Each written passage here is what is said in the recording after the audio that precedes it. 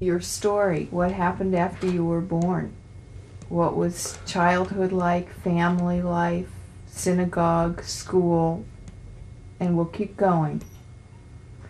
Um, so, Betty, where were you born? I was born in Vienna, Austria, March 11, 1911. And Henry, where were you born? In Italy, Prato, in the Tuscany.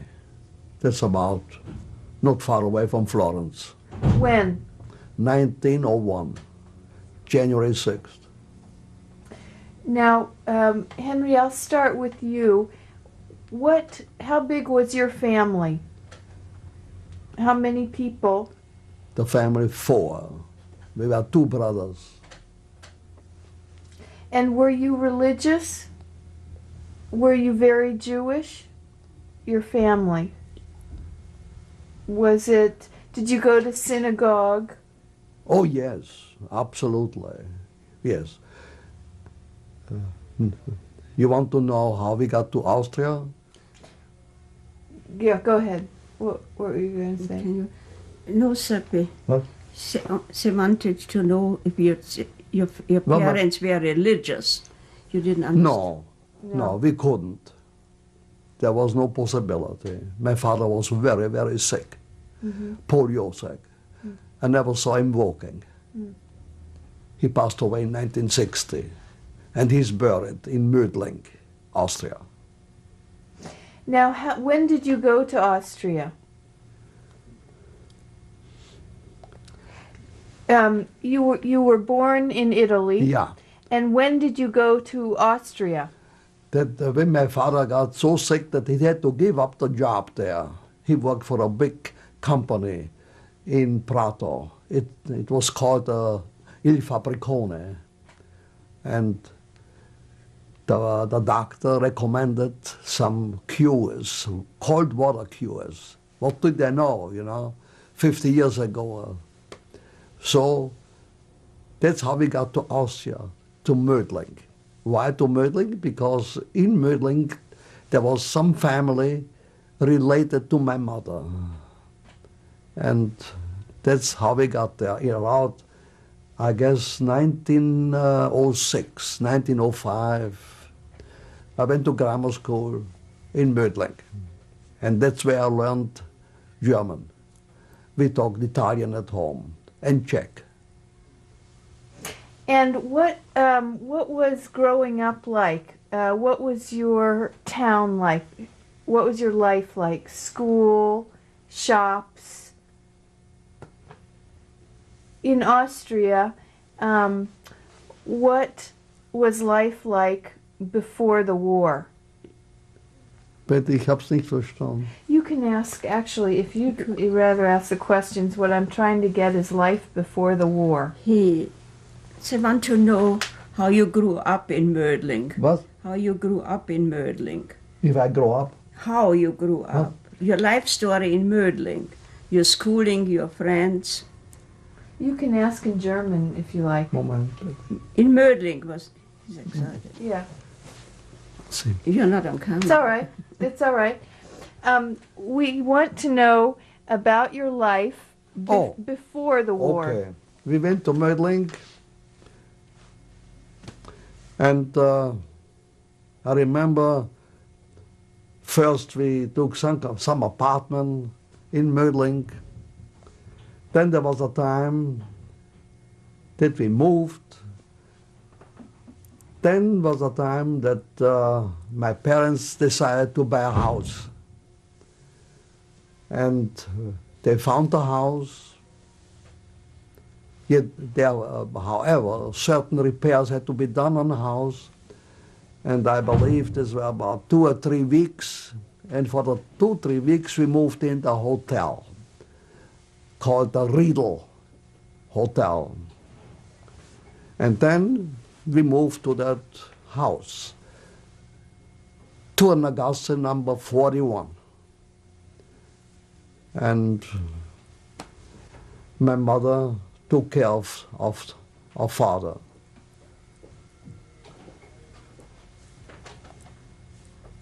It was not a nice childhood, really, you know, to see all these things.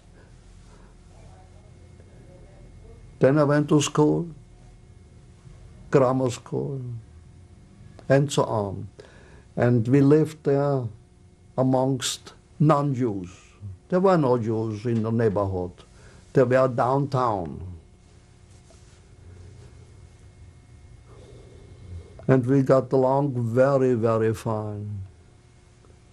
The neighbor to the left was Guggenberger. They had vineyards, and they had a stable with cows and porks and chickens and everything. And my mother bought the milk from them. And when in the morning, Mrs. Guggenberger would go to the fence and will shout, "Gnädige Frau, die Milch ist hier." So my mother went to the fence and got the milk. And sometimes she will say, "I'm sorry, we have no milk, the cowhester is sick." So we didn't have any milk. And sometimes we had goat milk. But I believe we lived a very healthy life. It was in the country. We had a nice little yard, and the house was for us.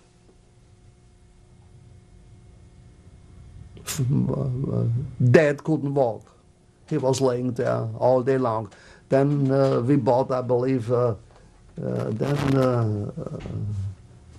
einen Rollstuhl. Wheelchair.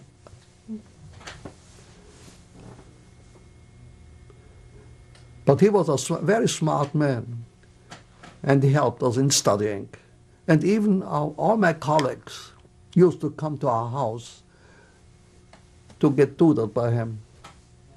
So I went to the grammar school, and then I entered Realgymnasium.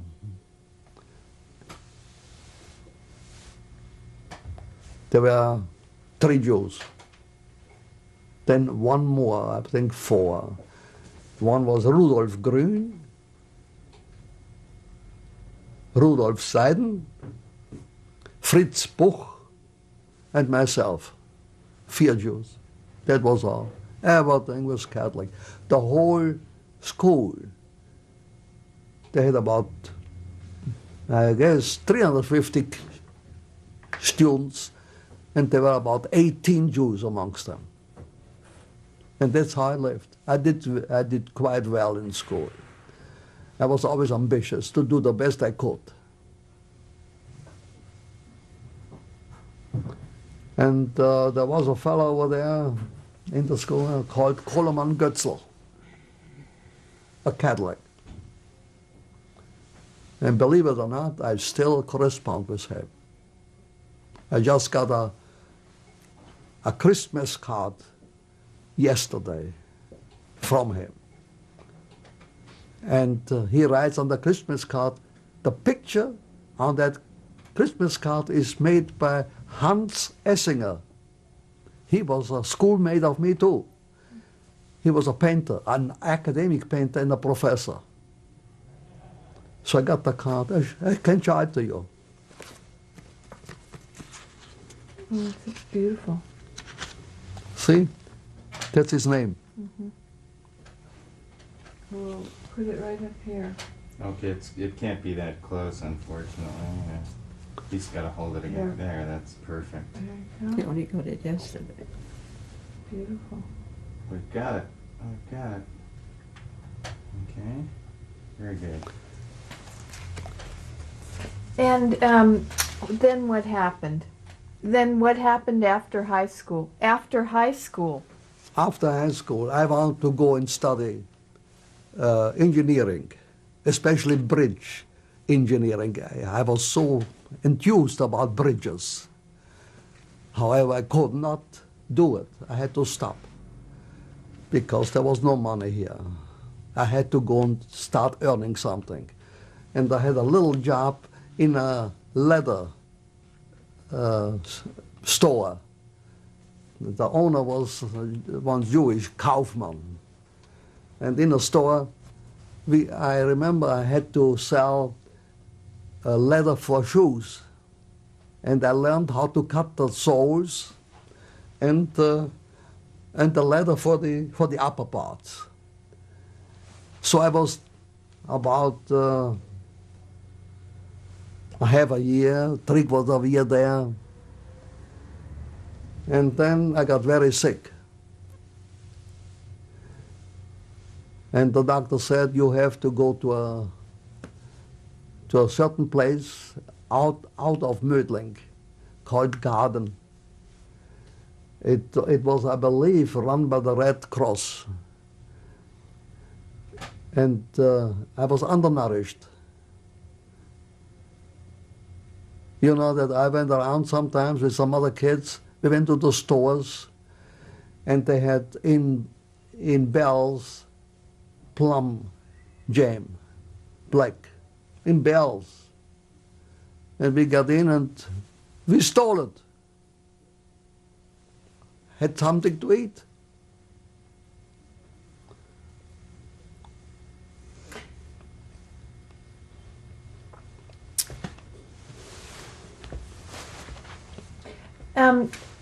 Henry? So I got so sick that Lungenentzündung. I don't know. So the doctor, TB, it was. Oh, tuberculosis. I lost so much weight, and Dr. Schwarz sent me over there to that Heilanstalt, and I was there amongst about 20 people. And there, you know, I got to eat. And then I got all right. I had a good nature, it seems. And then I went to the doctor, and the doctor said to me, Henry, he says, that isn't a job for you to stay in that leather store. You know what we do? He says, I sent you to a very rich man. They have a boy.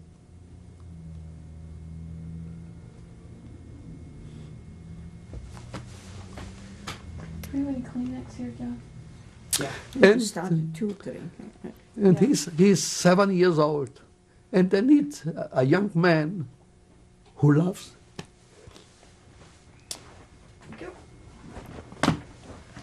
Who loves. Who loves nature. Is honest. And so I got into a house of millionaires in the Hinterbrühl. That's a little place not far away, about 2-3 miles from Mödling. And there, you know, in the morning I came, I took care of the boy. I went with him for hikes and for walks, helped him for the school, mathematics. They had 2 little girls, Ruth and Nettle. They were still smaller. And they took me.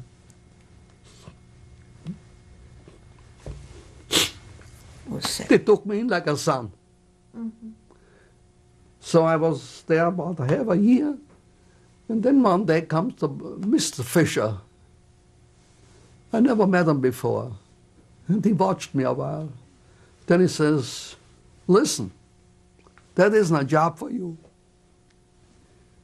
On April the 1st, in 2 weeks, you come to Vienna and you come and you see my manager at that place, Kühler- und Metallwarenfabrik in Wien. And so I got into that, I went up there, I got into the hardware business. And that was my...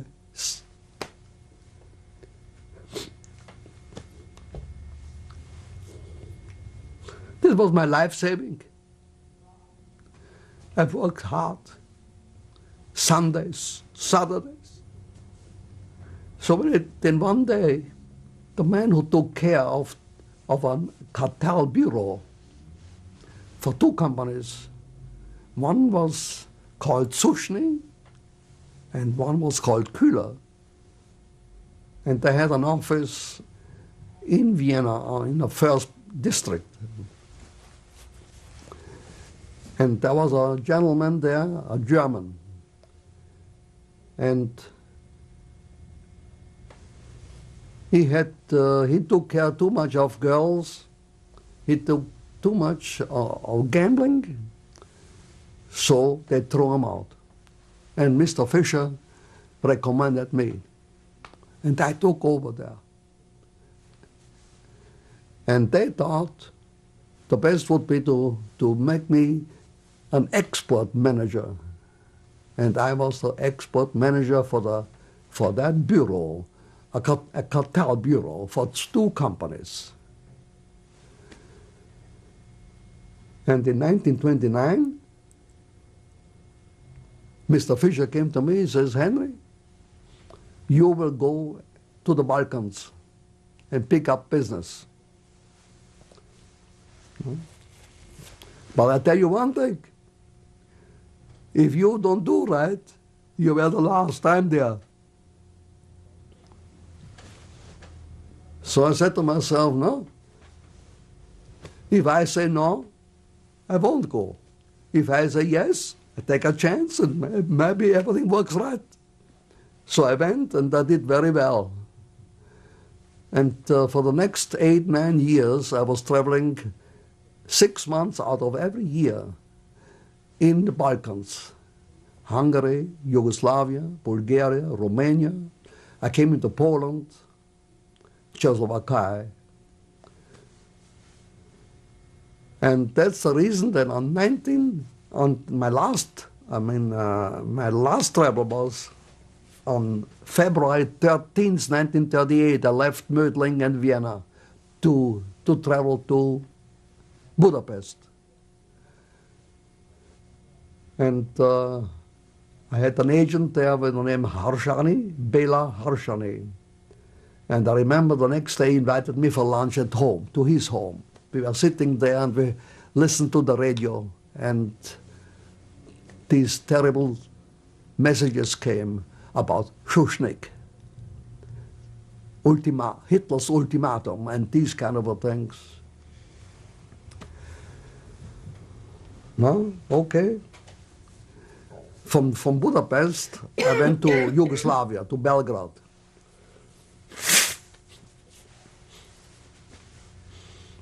I did very well in Belgrade. And then I take the night train. It was about, wait, on 11th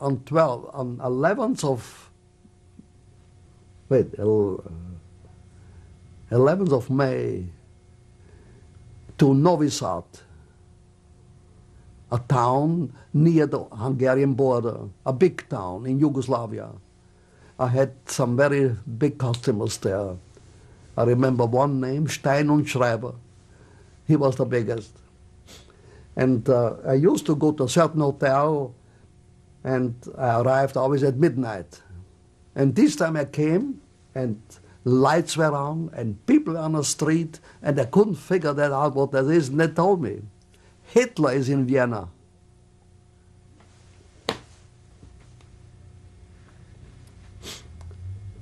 It hits me like a rock. The next day I went to the customers, I like dazed. I didn't know what I'm doing.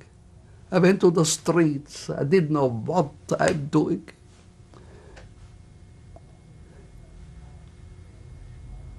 And I did some business. I sent it back to Vienna. Then from Novi Sad I had to travel another town, and then I went to Romania, to Bucharest. Bucharest I used as a headquarter. From Bucharest I went, to different towns in Romania, like Iasi or Satu or Idea Mare and so on.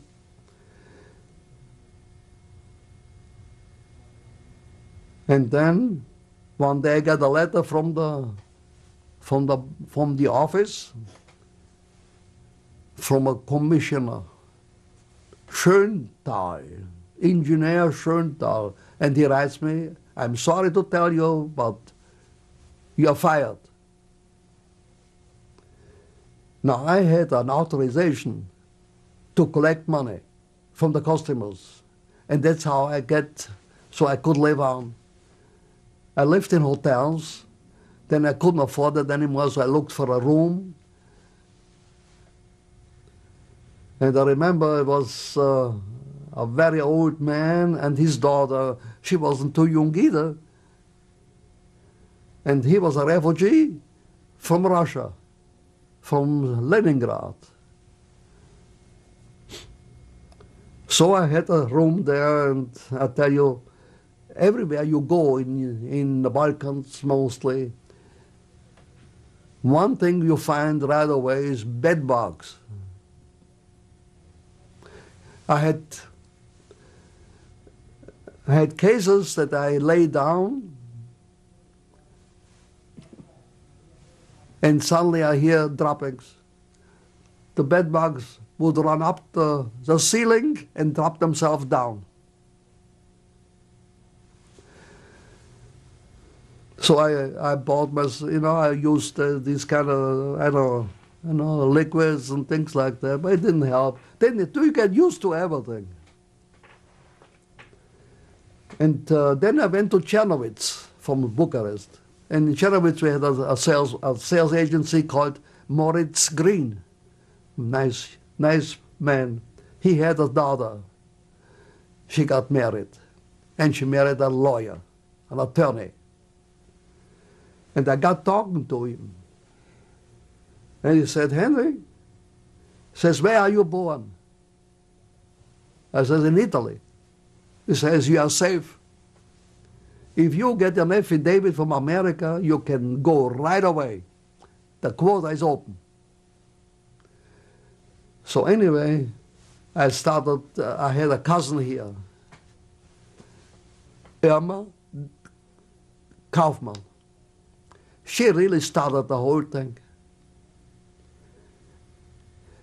And she had a sister in Chicago, Zdenka Lieberman. And these two women, they tried to get me out and get me into America. There were naturally troubles with getting the affidavit. It didn't work out too well, and it wasn't right. It has to be returned, and so on and so on. But I could work on my brother too, because mother told me, if you get an affidavit for Karl, we can get him out of Dachau. So I did the best I could, to get my affidavit and my brother's.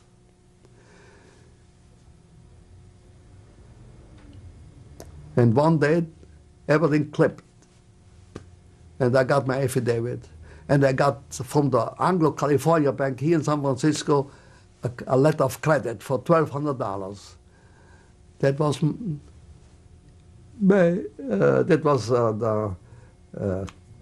the money put up, by my cousin. You know how I felt?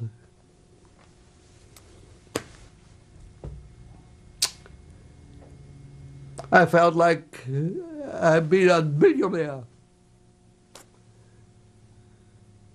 Henry, when was that? When? When I came to America in May 1939. So it was during April-May of 1939. I was from Vienna away about a year, a little over a year. And I got letters from my mother all the time. We wrote each other. I have hundreds of letters at home. Incredible. I don't know how to do it anymore. How to keep them and how to file them. And she wrote me everything. She will write me about my brother, about Kristallnacht, about all these terrible things, about people who come to the house to look for me and they couldn't find me and they wanted to know where I am. And she naturally wouldn't say that. So anyway, I had the affidavit, and my boss, he fled to Paris. And he opened up their little shop, making the same merchandise what we made in Vienna, hardware for furnitures. And he writes me, Henry, when you come to Paris, you work for me. So I was, then the son was here. So we went out getting business. We went to the cabinet makers in Paris to sell furniture hardware. I talk quite well French. And one day, I said, no, I think I go. I had the money for the, I paid everything for myself. I never asked for anybody. And on the Normandy, from Le Havre, I took off. It was a beautiful 4 days on that ship. And arrived in New York on the 13th of May. Always on the 13th. And I had some friends there from Mödling. Rosenbaum. They had a clothing store. Rosenzweig. Rosenzweig. They had a clothing store in Vienna, in Mödling. And he said, Henry, I got a room for you. So I was a week in New York. Then my cousin in Chicago, she wanted to see me. So I went to Chicago and was over there about 2-3 weeks, but I didn't like it too well. I didn't like Chicago. And my cousin from San Francisco wrote me letters, don't stay in Chicago, come to San Francisco. So I went with a Challenger to San Francisco and arrived on the 13th.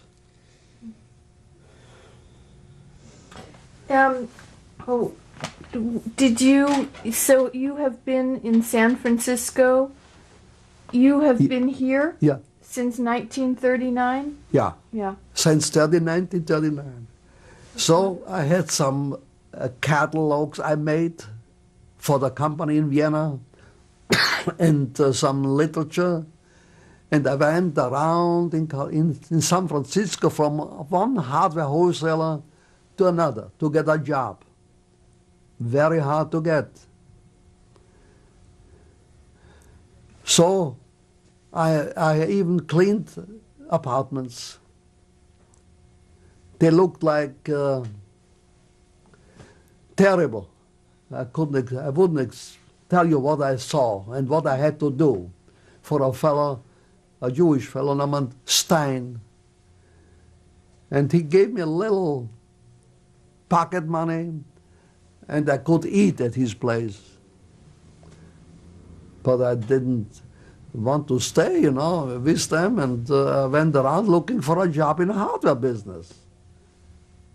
So one day I went to a store, to a wholesaler on I think on First Street. Sutton was his name. It was an agency for the Moers drill company back east.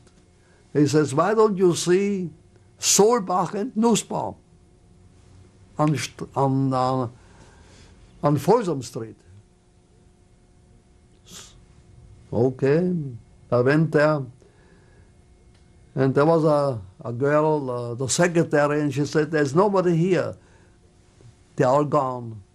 Come tomorrow. So I went tomorrow, and I met a gentleman with the name Solbach. And he recognized right away. He could use me. So I got the job there. Then later on I met Mr. Nussbaum, and I tell you, he was a Jewish man. I had the feeling that he doesn't like me too much. He didn't like refugees, I guess, or something. I don't know. But anyway, I stood there and I was there for 43 years. Both partners died. Somebody else took over. And the company's name was now Nussbaum & Levy. And these both gentlemen are here in San Francisco. I was there for until 1980. And a year later, they sold out. Amazing. What happened to your family, your mother, your father, your brother? Oh, okay, my brother got to Dachau. And finally, he got him out. And he went to Chicago. And that's where he stopped. He worked as a sheet metal worker for a company who made these newspaper stands. And he did quite well financially, much better than I did. And then finally he got a job at Marshall Field in the fur department. And he was connected with furs in Vienna. So he was there for quite a few years until he retired. And every second year they came to San Francisco and they stood with us. Here's a son. My mother was taken away a few times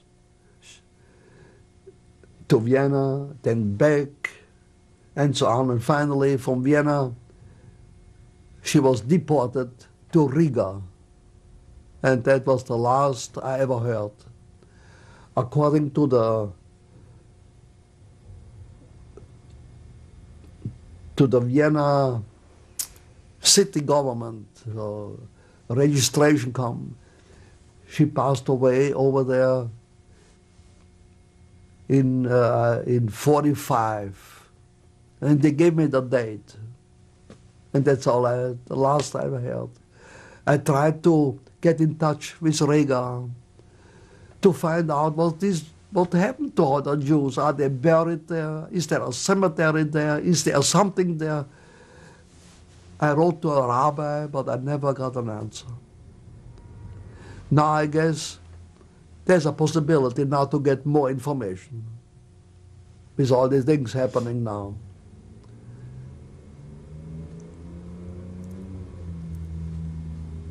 I have a son here in San Francisco. Henry, what about your father? My father died in 1930. He was not quite 70 years old. And he's buried in Mödling. In 78, we went back. I went to my neighbors, I met them, and we worked with Betty for a few days in a cemetery, cleaning up the grave, cutting the bushes. And the administrator of the Catholic cemetery was a very nice man. He gave me the tools, a saw, a hoe, and everything I needed. His name is Rudolf Gratzel. And you wouldn't believe it. Since the time I sent him, every Christmas I sent him 300 Austrian shilling. I just mailed him a letter yesterday.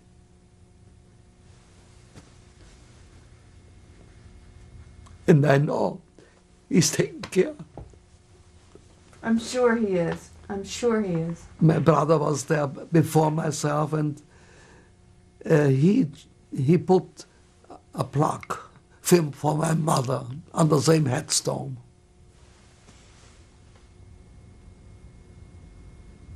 That's nice. Betty, now I'm going to talk to your wife. So you sit back and relax a few minutes. Betty, why don't you start out, and we'll just start out the same way, again, where you were born and how many people in your family. I was born in Vienna. Needs a date too. Yeah. That's always touchy. You can make up With us ladies. Give us whatever date you like. No, March 11, 1911. Well, you'd never know it. Never know it. How many people were in your family, Betty? We were 5 children and my parents. Mm-hmm. And I had one brother and 4 sisters. What was your home life like? Was it religious? What did your dad do? I was brought up very religious, almost Orthodox, you know. And we went to synagogue, Sunday school, and Hebrew lessons, tutoring, private lessons at home. What was your father's business? We were in, oh God, like House of Fabrics is something, but not in that big scale. A small store, but it's the same idea what House of Fabrics is. And did you go to a Jewish school or? No. I went to Volksschule, grammar school, and then we had a middle school called Bürgerschule, and I didn't want to go on studying. I was a very good student, but I wanted to be in business. So I went to Handelsschule. That's where you work, you know, languages,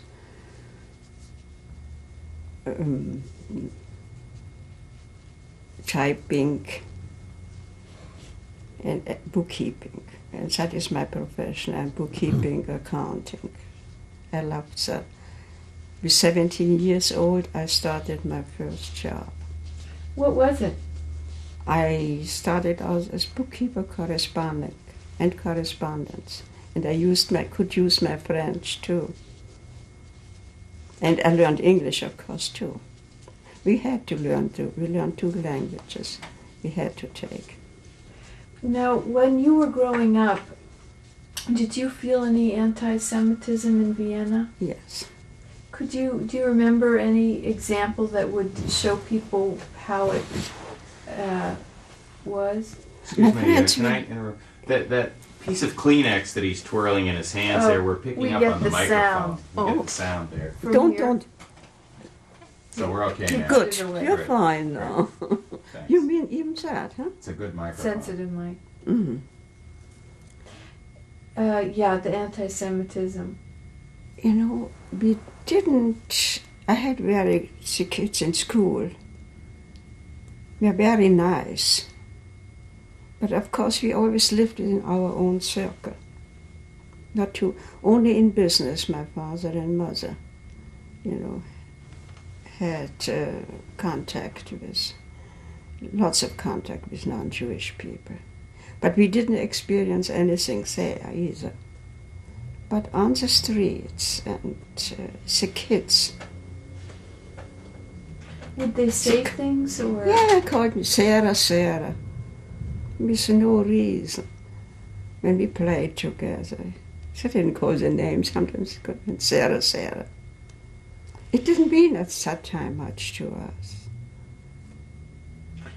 Now, what happened after, let's see, you were in school and you got your first job, Yes. then what happened? After my first job, then my sister got married. One of my sisters got married, and I took over her job.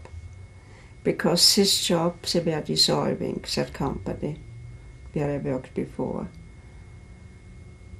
And I took over my sister's job in the same line too, House of Fabric.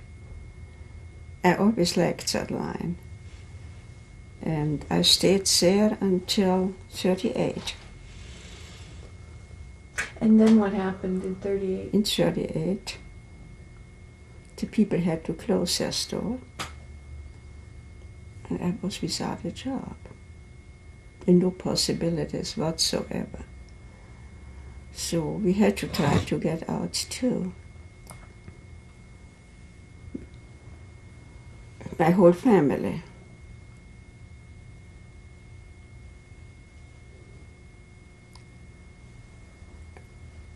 I was dating my husband at that time in Vienna.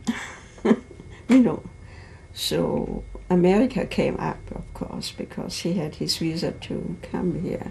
We never could get together because he never went back to Vienna after March 11, 1938. So we tried to get together somehow. So I applied rather late at the American consulate for my visa. But it took too long to wait. And times were dangerous.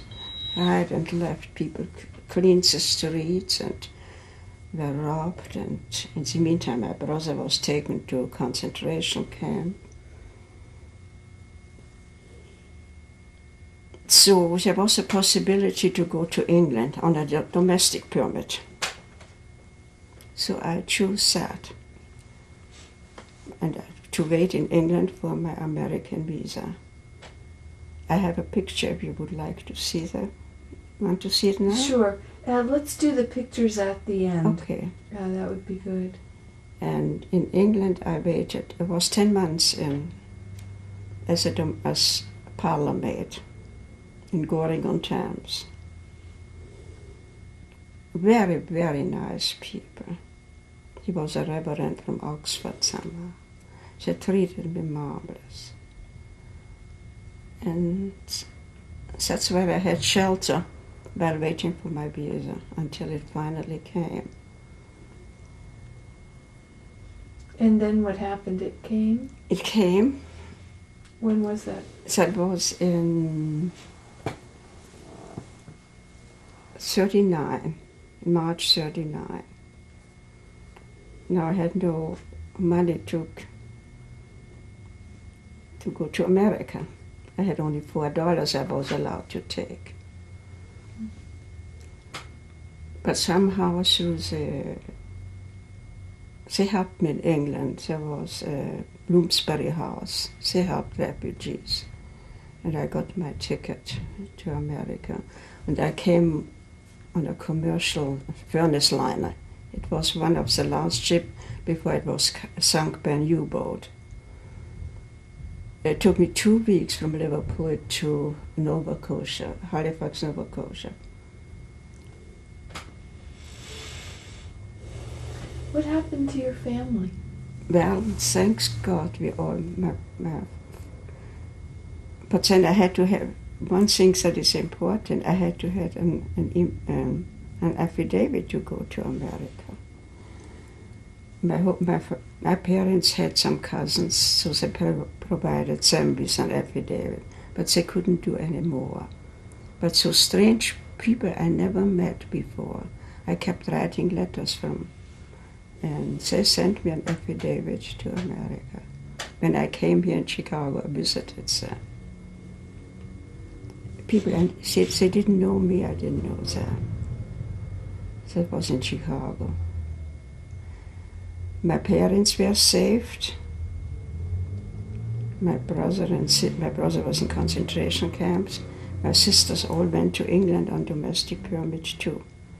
We saw it right away, we have to get out of Vienna, otherwise we would have landed in the gas chambers. And what happened with your brother? Where was he? He was in Dachau concentration camp, and those relatives sent an affidavit for him. But they couldn't do it for us girls. It was too much for them. So we had to rely on strangers to help us. And once you got to America, what happened? Now I was sitting I arrived in Boston from Nova Scotia. We went over to Boston. Now I needed a ticket to come to San Francisco to join him. My parents were in Chicago at that time already. They had no money themselves. So I came across Boston to San Francisco by Greyhound bus. But I stopped in Chicago to see, for a couple of days, to see my parents. And then Mother said, you go on where your heart is. And I continued on Greyhound. And And I arrived here, he was there. After 2 years.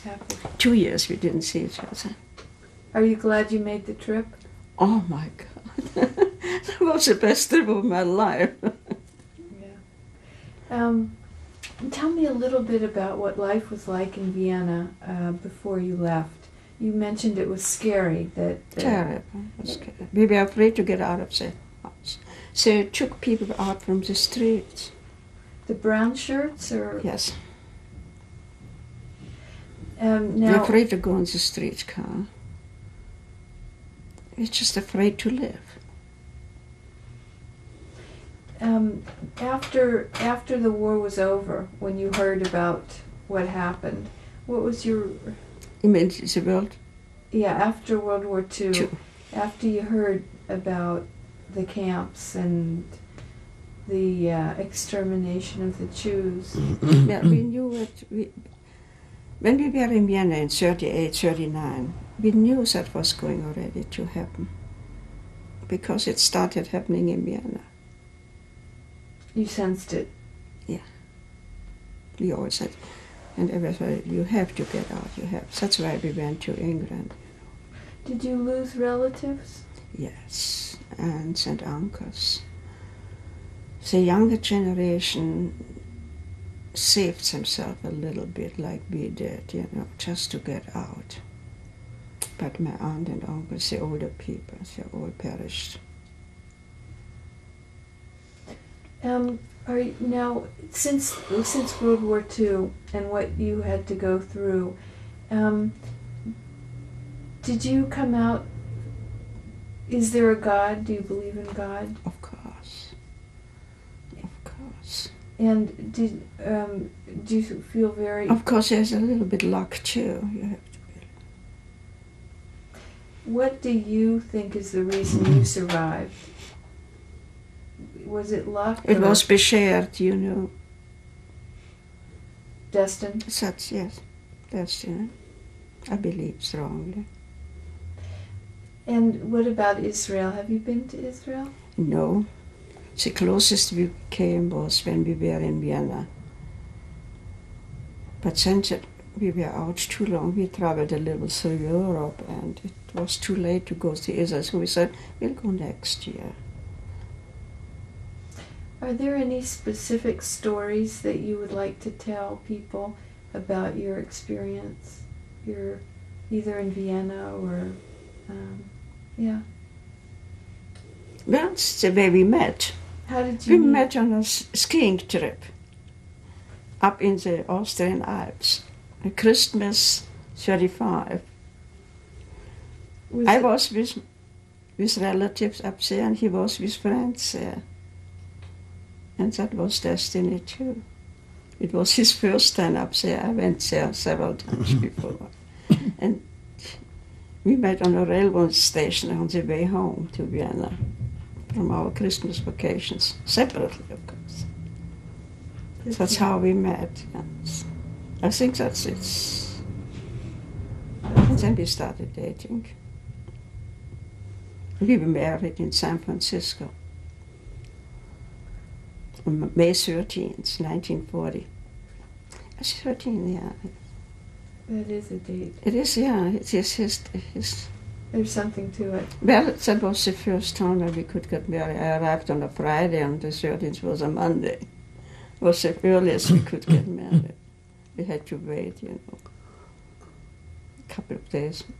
It was a blood test, I believe, or whatever. Is there anything else you'd like to say? Anything that you feel you learned from the war, or did it make you a different person?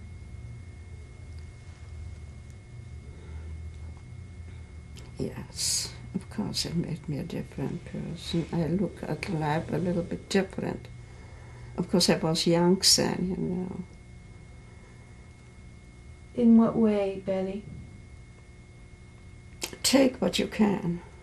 Enjoy what you can. You never know. Because we went through so much hell. In England, I never thought I'll be here in San Francisco when the war broke out.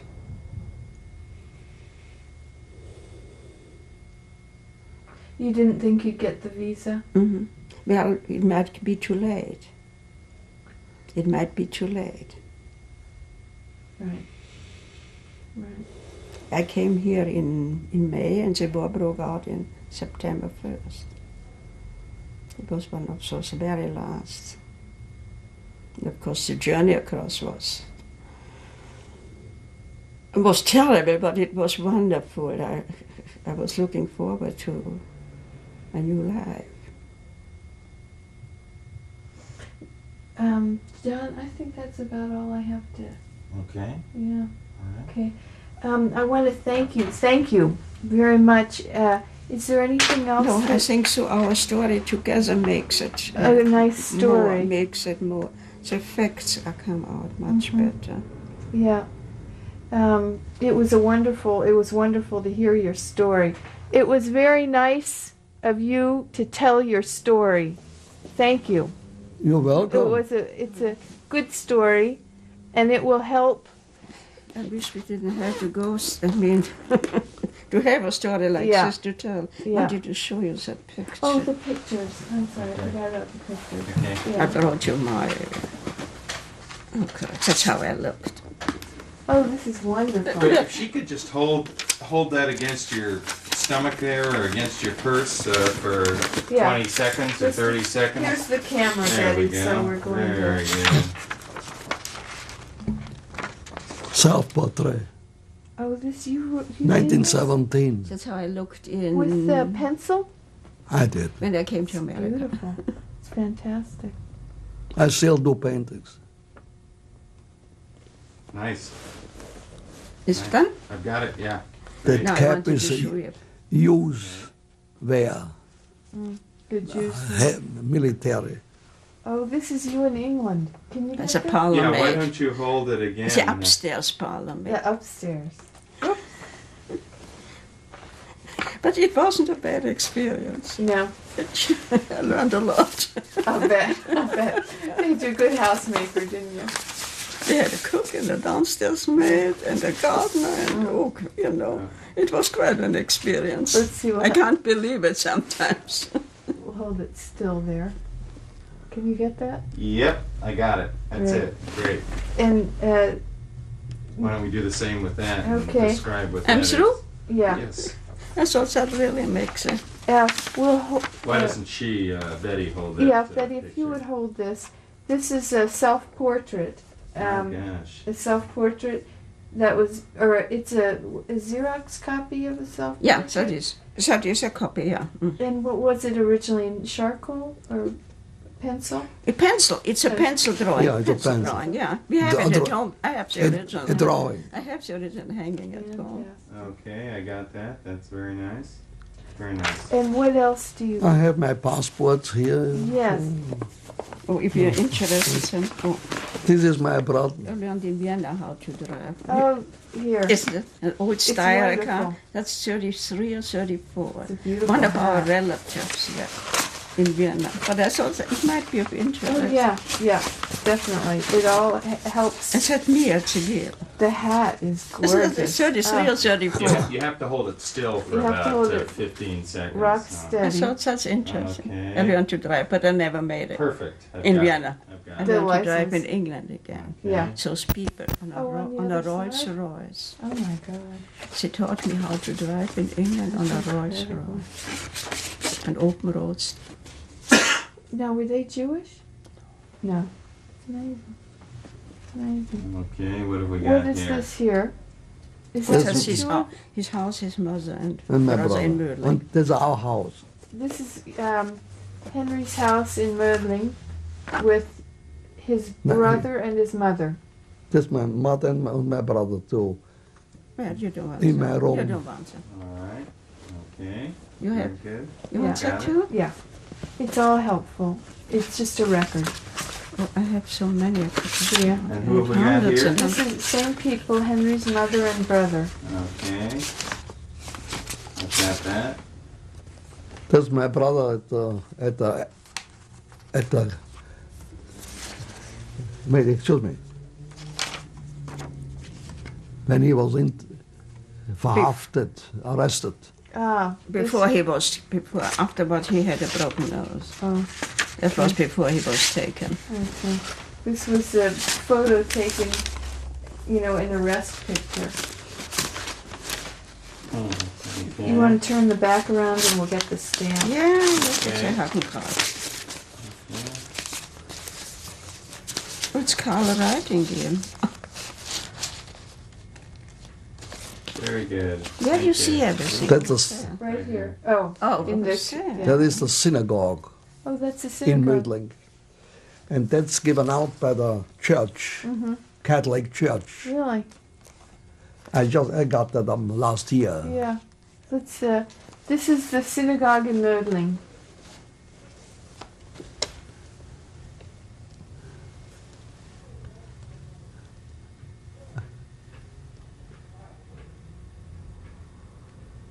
Okay. The last year I was selected by the Jewish community as a tax commissioner Really? to collect the Jewish tax. Oh boy, what a terrible job. And It was my room in Vienna before I left. I Oh, photographed that's everything. The beautiful. window and my bed. You answer. I mean, I Beautiful. just saw it out. Otherwise, we don't have pictures. Yeah. Oh, that's how it looked when I looked out. And this is the Okay. view from the room. From the apartment house. You know, our This house is was great. something like this too. Okay. I've got that. Very good.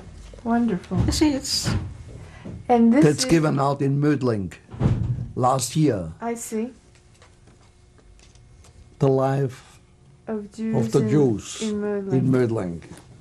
And the name of my mother and my brother is in here. Oh boy, that's wonderful. Let's see. And a story of the Middle Ages, how the Jews came to Mödling.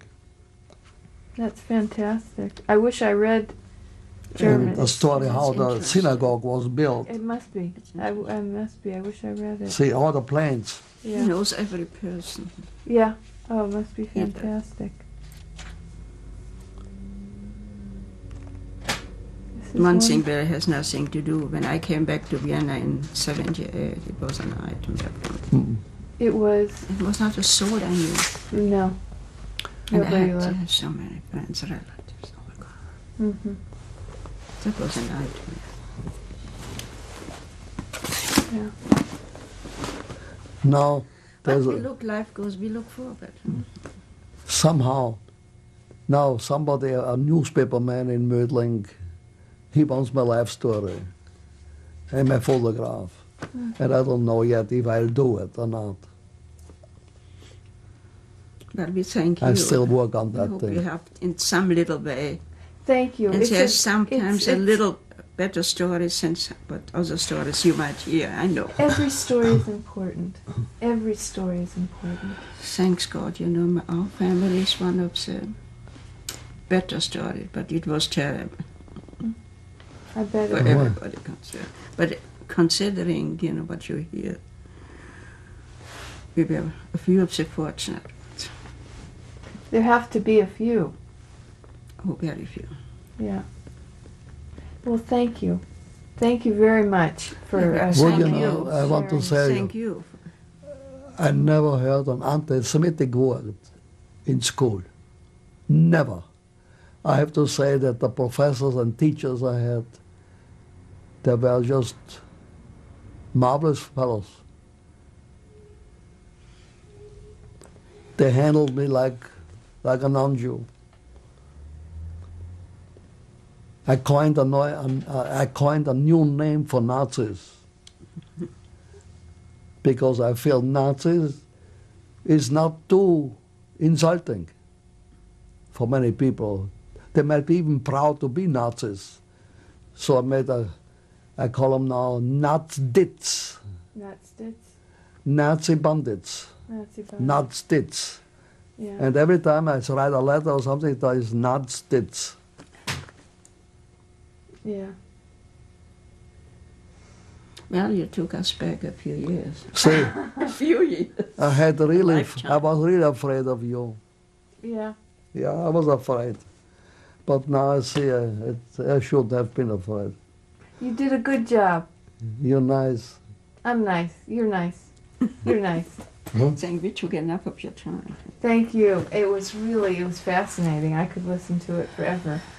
There's so much in between, you cannot tell. And you don't know what comes to you, know. Is there anything else, any of the in-between stories you'd like to share? There's so much in between, so much reunions and things we tried to do and we couldn't help other people, this kind of things. It was too late. For his mother, for example, it was too late. Yeah. For aunts, we all tried to get them out once we were here, but it was too late. Yeah. That is a sad part, Something we could have been done, probably. Not by you, though. You did what you could. You can't fight the world. Yes, that is a very sad part. I think that's the hardest part. Did you tell her how we met? Yes, I'm simmering. With a suitcase? No, I didn't tell her exactly. So I want to tell you that. Yeah. Not exactly. We were at the Panhans at the hotel. Christmas. I was with two friends. And then the funny thing is that over there I met my cousin from Prague. I never saw her before. I mean, for a long time. She's in Australia, in Sydney. Very sick with, what is that? Alzheimer's. Alzheimer's. Anyway, then they collected us, for the train to go to the station. There was a bus. And we were in the bus. I was sitting next to the door, and the chauffeur called off the names. And then one day he calls Fräulein Zehner. So I was waiting. We are young men. We like Fräuleins, And she came, and I said to my friends, I said, "That's a pretty good Zehner." Then I didn't see her anymore. But on the station, I was sitting with my friends. There were two brothers. And over there was a young lady with a suitcase. And when I saw that, I wanted to get up. And the two fellows said to me, "Stay here, don't move." Says, "I want to help the lady." No, you get hooked. But I still helped her, and I still have to carry the suitcases. You got hooked. 50 years.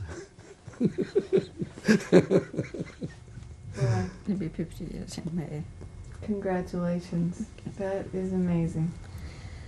Yeah, so in itself is amazing after those 2 years, those terrible 2 years.